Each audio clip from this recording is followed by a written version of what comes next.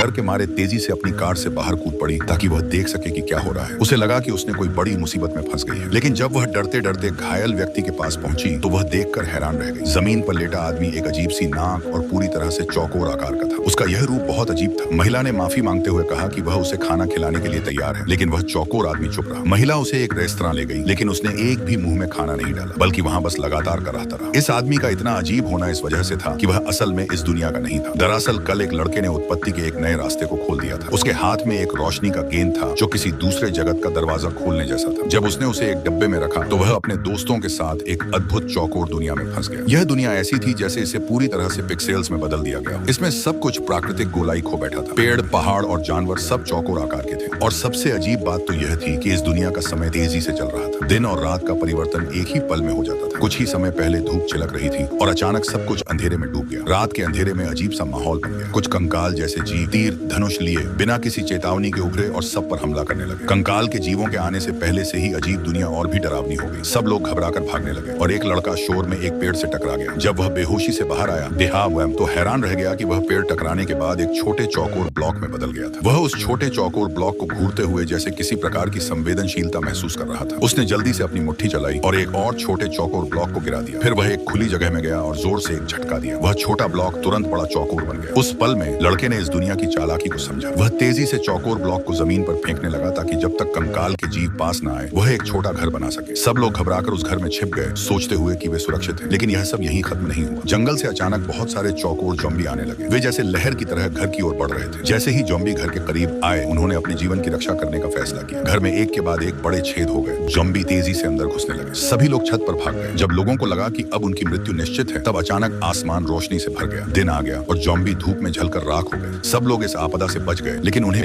यह नहीं पता था कि उनकी उपस्थिति स्थानीय जादूगरनी का ध्यान खींच चुकी थी।